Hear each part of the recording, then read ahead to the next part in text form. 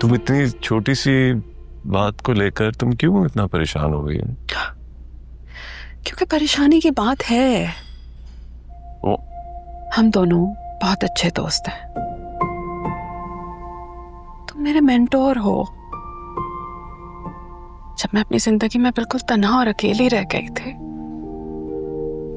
जब सुलेमान की बेरुखी ने मेरी शख्सियत को ही मार डाला था, तब तुम मेरा हौसला बने थे। तुम्हारी बदौलत आज मैं अपने आप को बहैसियत एक आर्टिस्ट बनवा पाई हूं, ताकि तुमने मुझे मेरी जिंदगी के सबसे डार्क फेज में से निकाला है। लेकिन हमारी इस दोस्ती को कोई नहीं समझ पाएगा, ना आसर ना कोई और। हालांकि आसर को अपनी माँ को समझना चाहिए।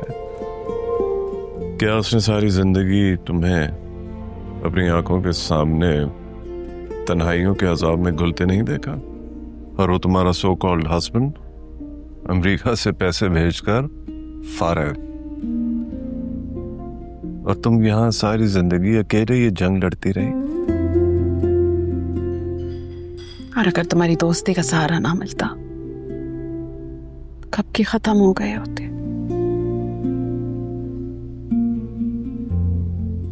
लेकिन आसर ये सब कुछ नहीं समझता। वो चाहता है कि मैं अपनी सारी महरूमियां भुलाकर सुलेमान को एक्सेप्ट कर लूं। सुलेमान, तुमने जिक्र किया था कि सुलेमान पाकिस्तान आ रहा है। हाँ, हमेशा की तरह कुछ हफ्तों के लिए या मुस्तकिल? I don't know। ऑनेस्टली मैंने जानने की कोशिश भी नहीं की। मैं ज़हनी और जज्बाती तौर पे उस आदमी से इतना दूर हो चुकी हूँ कि उसके होने ना होने से मुझे कोई फर्क ही नहीं पड़ता। शादीशुदा जिंदगी में जब मुझे उसकी जरूरत पड़ी, नहीं मिला। चाहे आज़र के स्कूल के मसले हों, उसकी बीमारियां हों, ट्यूशन्स, घर के मसले, मेरी सेहत, हर चीज का सामना मैंने अकेले किया है। और अब मैं इतनी मजबूत हो चुकी हूं कि मुझे अब उसके सहारे की ख्वाहिश भी नहीं रही।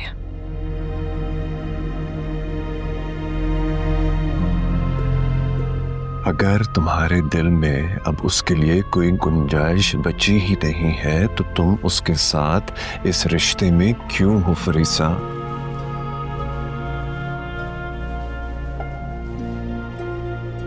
आसर न के, सिर्फ और सिर्फ आसर। अगर ये रिश्ता, ये घर टूटा ना, वो भी टूट जाएगा।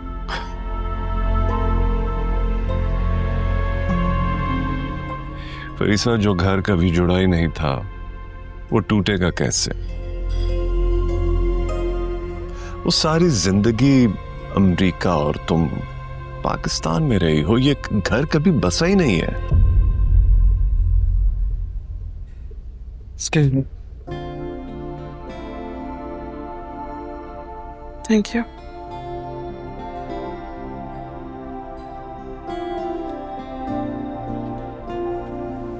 फरीसा, तुम्हारी जिंदगी का फैसला करने का इख्तियार भी तुम्हारे पास ही है, लेकिन बहैसियत तुम्हारे दोस्त होने के मैं इतना जरूर कहूंगा कि तुम्हारा और सुलेमान का रिश्ता सिर्फ एक कागजी रिश्ते से ज्यादा कुछ भी नहीं रहा है। There's nothing to it.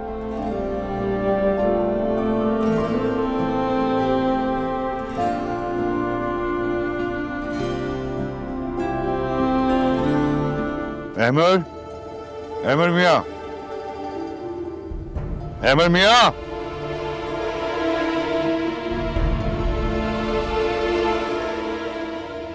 जी बाबा। मैंने आपको समझाया था बेटा कि ज़ेवरात के बारे में कोई बात नहीं निकलेगी बाहर।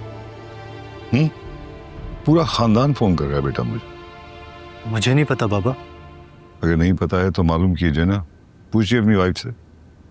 अफाफ और सबिया के साथ बदतमीजी की इन्होंने, हसन पर हिबा को वर्राने का इल्जाम लगाया इन्होंने, अरे पूरे खानदान में बदनाम कर दिया है। मैंने कोई इल्जाम नहीं लगाया किसी पे, जो कहा है सही कहा है। हिबा बताओ ना बाबा को, क्या तुमने जेवरात बेचकर हसन को वीजे के लिए पैसे नहीं दिए? अहमर, मैंने तुम्हें कहा था ना कि जेवरात के बारे में कोई बात नहीं होगी।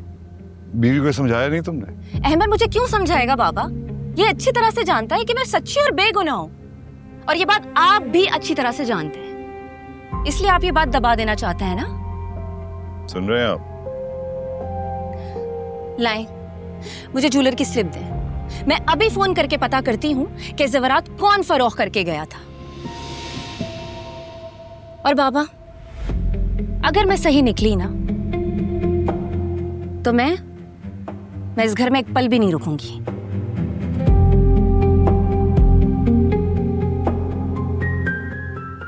आप सुन रहे हैं? सारा ठीक कह रही है बाबा। अगर आपको हम पे एतबार नहीं है तो फिर हमें यहाँ से चले जाना चाहिए।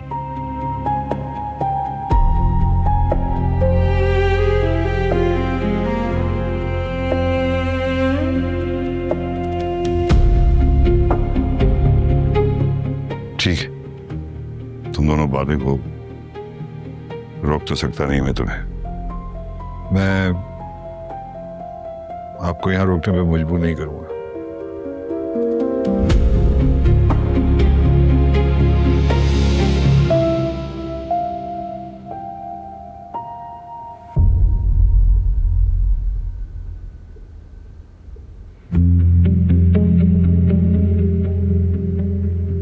सारा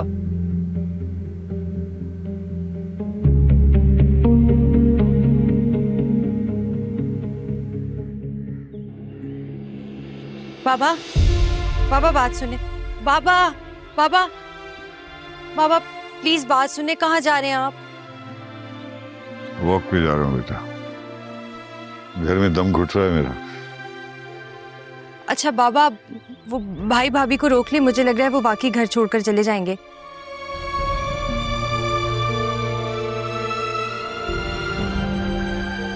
कैसे रोकूं? उन दोनों से नजर मिलाने के लायक नहीं छोड़ा तूने मुझे। अच्छी औलाद कम से कम बाप के मुंह पर झूठ नहीं बोलती। मैं तुम्हारे चेहरे को देख के ही समझ गया था बेटा कि जेवर तुमने फरोख्त किया। फिर भी इस उम्मीद में कि शायद मैं गलत हूं, मैंने ज्वेलर को फोन किया। तूने मुझे बहुत मायूस किया बेटा, बहुत मायूस किया। अब बहू और बेटे को रोकता हूं तो बेटी का भरम टूट जाता है ना बेटा। तूने मुझे दोराहे पे खड़ा कर दिया लाके।